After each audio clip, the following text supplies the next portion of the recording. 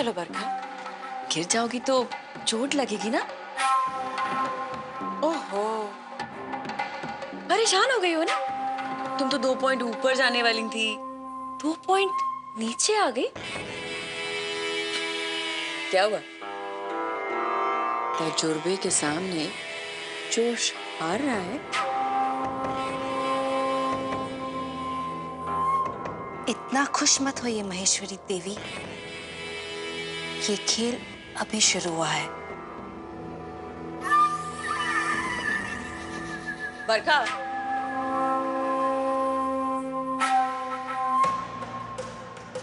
तुम हारी हुई बाजी खेल ही क्यों रही हो? हाँ, अब देव राधिका से कितना प्यार करता है तो तुम्हें दिख ही रहा होगा।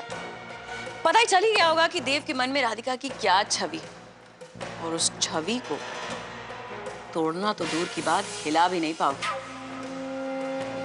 मेरी मानो तो देव राधिका को अकेला छोड़ दो।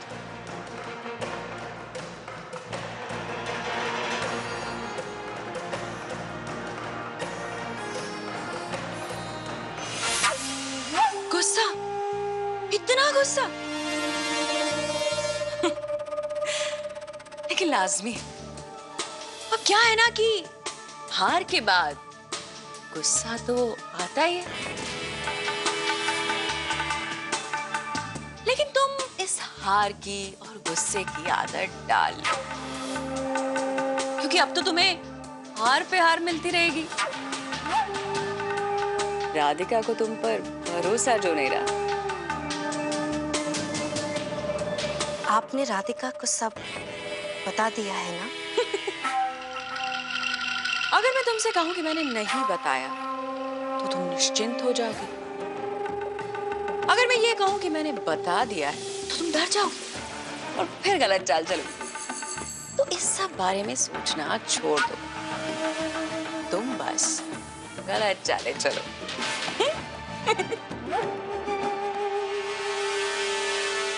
अगर आप सोचती है कि राधिका को सच बताने से आप मेरा नुकसान कर रही है तो आप गलत है महेश्वरी देवी। अब देखते जाइए मैं क्या क्या करती हूँ।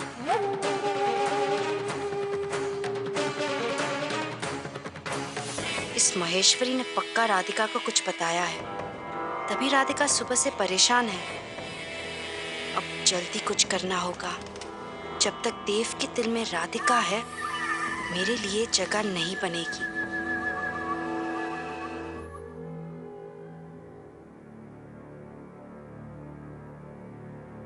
राधिका, थोड़ा तो आराम कर लो, सुबह से काम कर रही हो तुम। मैं ठीक हूँ छोटी माँ। पक्का देव ने कछु कहो है, पति पत्नी का झगड़ा है और का।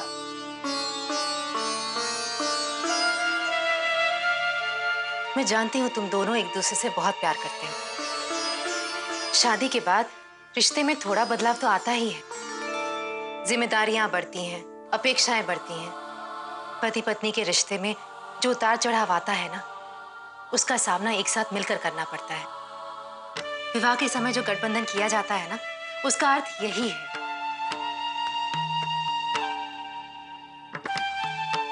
पति पत्नी का गहना होता है और उसे संभाल कर रखना पत्नी का काम होता है,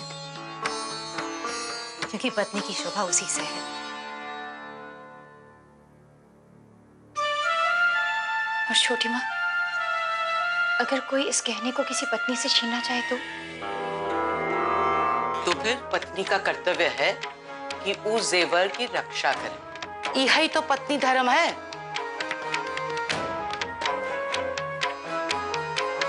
तुम अपने जेवर की रक्षा की फिक्र क्यों कर रही हो? तुम्हारी सहेली है ना बरखा, देव पर अगर कोई बुरी नजर डाले तो सबसे पहले वही उसकी आंखें नोच लेगी। बहुत सही कह रही हो मछली बहू, ऐसी सहेली तो बहुत किस्मत वालों को मिले। कितनी बार बरखा ने अपनी खुशियों का बलिदान देकर देव और राधिका को बचायो है। ऊके सामने ढाल बनकर खड़ी है। तुझे सच पता भी चल गया हो राधिका, तो भी तो कुछ नहीं कर पाई, क्योंकि तेरा परिवार और तेरा देव मुझ पर बहुत विश्वास करता है। मैंने एक फैसला लिया है राधिका।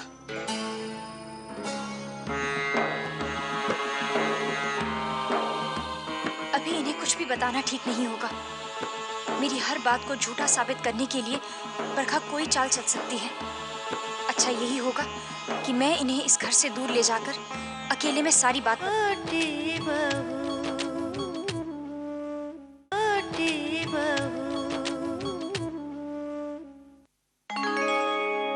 अरे वहाँ क्या कर रही है?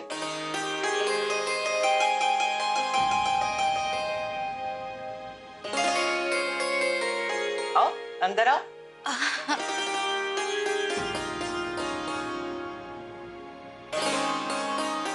क्या बातें चल रही थी? देखो ना, तुम्हारी सहेली को इस बात से डर लग रहा है कि कोई उसका देव उसे छीन ना ले। ओहो छोटी माँ, इसे समझा दीजिए कि मेरे होते हुए इसे फिक्र करने की कोई जरूरत नहीं है।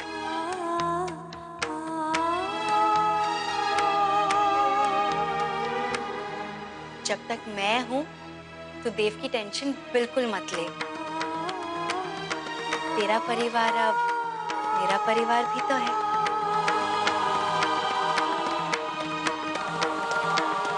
भगवान तुम्हें हमेशा खुश रखे।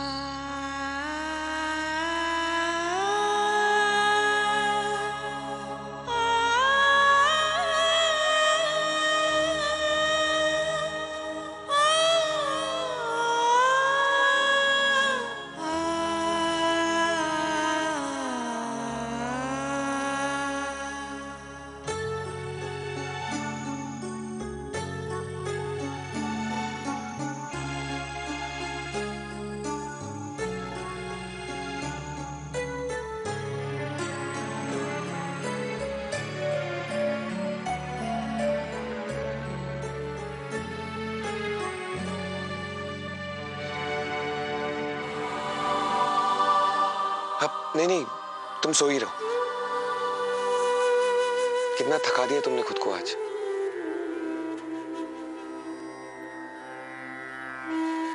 आपको याद है कल मैं अपने डर के बारे में बात कर रही थी?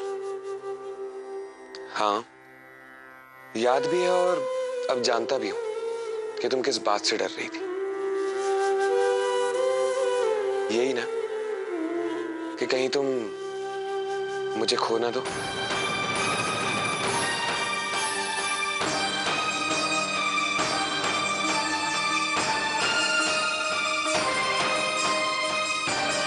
कहीं कोई मुझे तुमसे छीन ना ले। पूछोगी नहीं मुझे कैसे पता चला?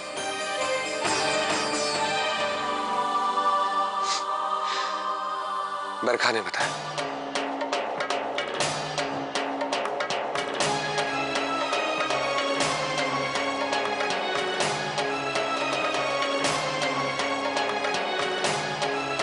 जो बात मैं नहीं समझ पाया उसने समझ ली।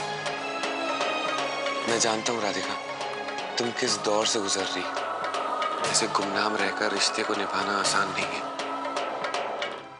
पर तुमने ही तो कहा था ना कि अगर हम दोनों साथ हैं तो कोई भी दिक्कत, कोई भी मुश्किल आसानी से पार कर जाएंगे।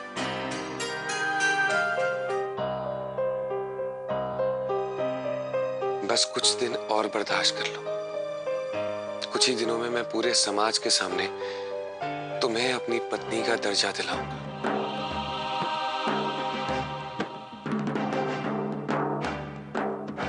तुम्हें परेशान होने की कोई जरूरत नहीं है।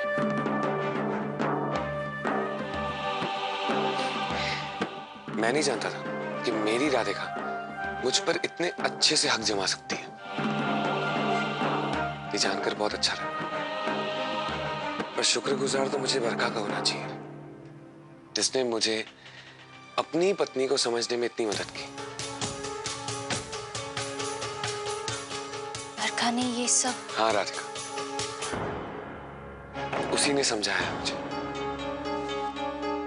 कि कितनी अच्छी सहेली है तुम्हारी, और उससे हमारे रिश्ते की कितनी फिक्र रहती है। हमारे बीच में जो परेशानी थी, जो तनाव था, वो सब कुछ उसने कितने आसानी से सुलझा दिया। कितनी अच्छी है ना वो, और कितने स्वार्थी है। उस बेचारी ने हमारे लिए अपनी पूरी जिंदगी दांव पर लगा दी, और हमने उसके लिए क्या किया? मैंने एक फैसला लिया है राधिका। हम अपना वैवाहिक जीवन तब तक शुरू नहीं करेंगे जब तक कि हम बरखा का विवाह नहीं करवा लेते।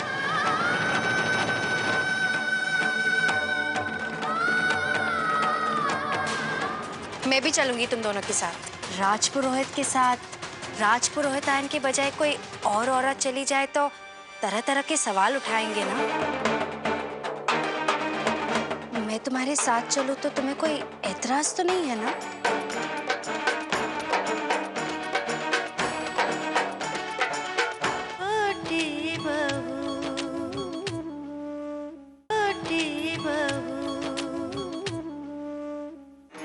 मैंने एक फैसला लिया है राधिका। हम अपना वैवाहिक जीवन तब तक शुरू नहीं करेंगे जब तक कि हम बरखा का विवाह नहीं करवा लेते।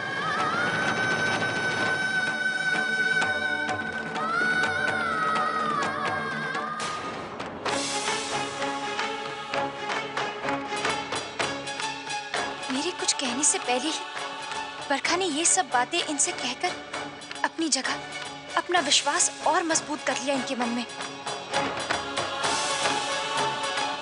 तुम क्या सोच रही हो? यही ना कि जो तुम सोच रही थी वो सब कुछ मुझे कैसे पता?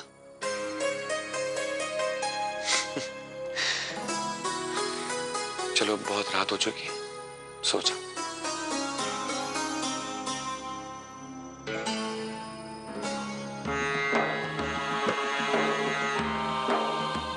अभी इन्हें कुछ भी बताना ठीक नहीं होगा।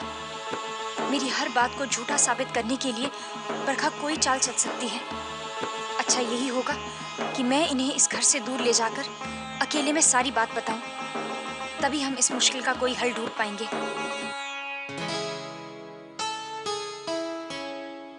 राधिका, तुम अभी भी सो नहीं रही हो, कुछ सोच रही हो?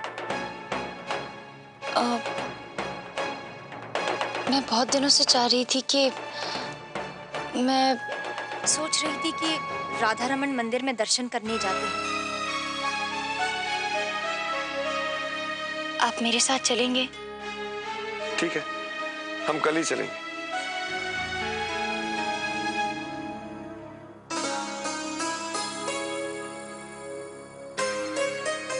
लेकिन कल तो सदर गांव के कुछ लोग मठ के लिए आ रहे हैं। चलो कोई बात नहीं, इसका इंतजाम है मेरे पास। फिलहाल सो जाओ, बहुत रात हो गई है, और कल हमें सुबह जल्दी भी निकलना।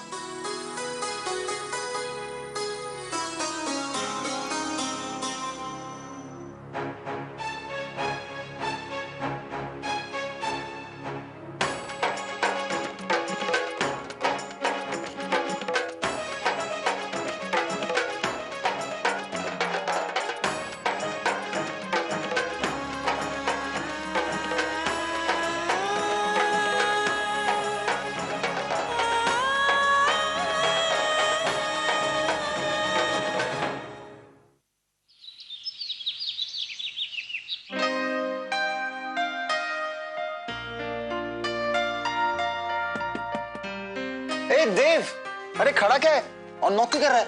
आजा बैठ।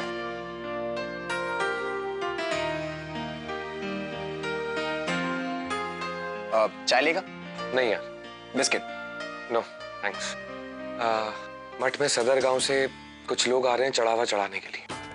अब हम में से वहां पर किसी का उपस्थित होना बहुत जरूरी है। उनके हाथों से चढ़ावा लेकर कोषाध्यक्ष यक्षी के साथ बैठकर लिखना होगा, और उनकी जो मांगे हैं उसकी एक लिस्ट बनाकर उस पर निर्णय भी लेना होगा। और तुझे लगता है देव कि ये सब मैं कर पाऊंगा? रोहन, मुझे लगता ही नहीं है, बल्कि मुझे पूरा विश्वास है कि तू इसे बहुत अच्छे से कर पाएगा। तो ठीक है, फिर हो गया फैसला। मैं जरूर कोशिश करूंगा। मैं तुझे ये काम दे रहा हूँ ताकि तू कुछ सीखे रोहन, क्योंकि मैं ये सब कुछ बहुत जल्द तुझे सौंप देने वाला हूँ, फिर तुझे ये सब कुछ संभालना है। थैंक्स। चल फिर मैं निकलता हूँ, मुझे जाना भी तो है। अब ठीक है।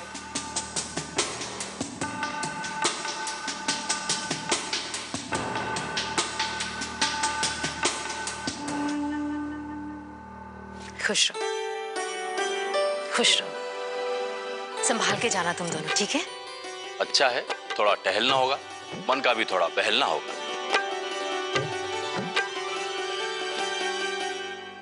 देव,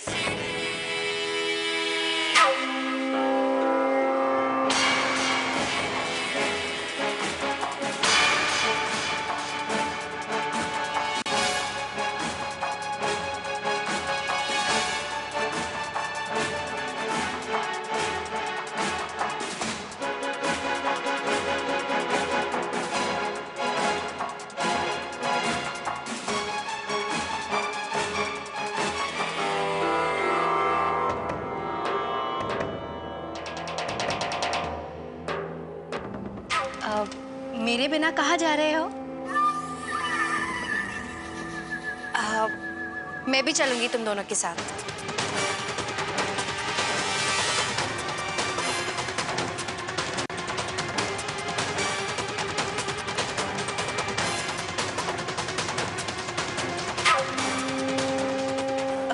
छोटी माँ, मैं जानती हूँ मैं कबाब में हड्डी बन रही हूँ, पर मेरा इनके साथ जाना जरूरी है।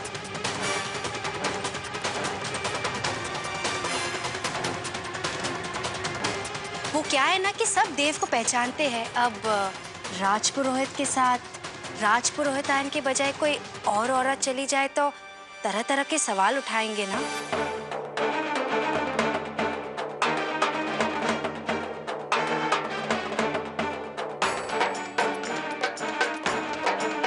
बरखा सही कह रही है।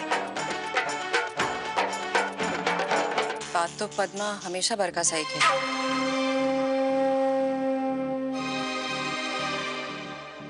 लेकिन अगर हमेशा ही ये देव और राधिका के साथ रहेगी तो इन्हें एकांत में वक्त कैसे मिलेगा?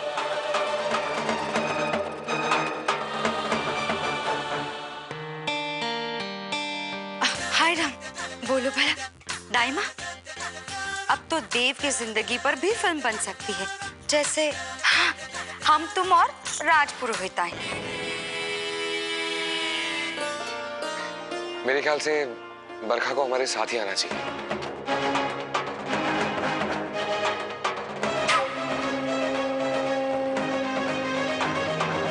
किसी के दिखावे के लिए नहीं, बल्कि इसका भी घूमना हो जाए।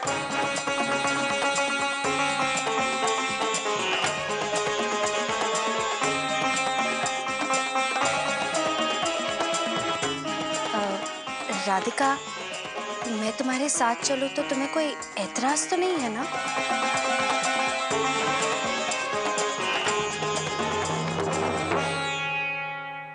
नहीं।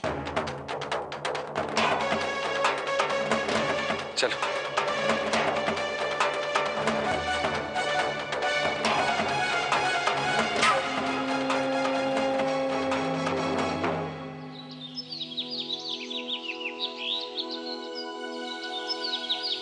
अरे ये तो क्या कर रही है? तू पीछे जाकर बैठ।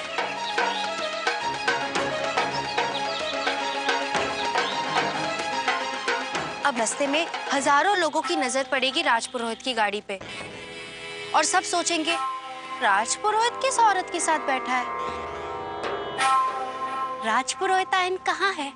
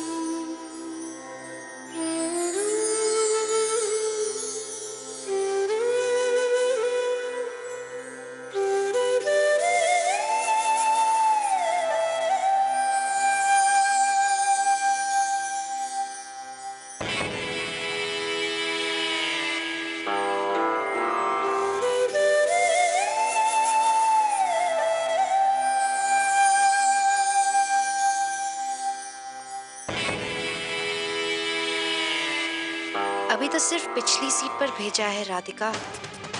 बहुत जल्द तुझे देव की जिंदगी से बहुत दूर भेज दूंगी।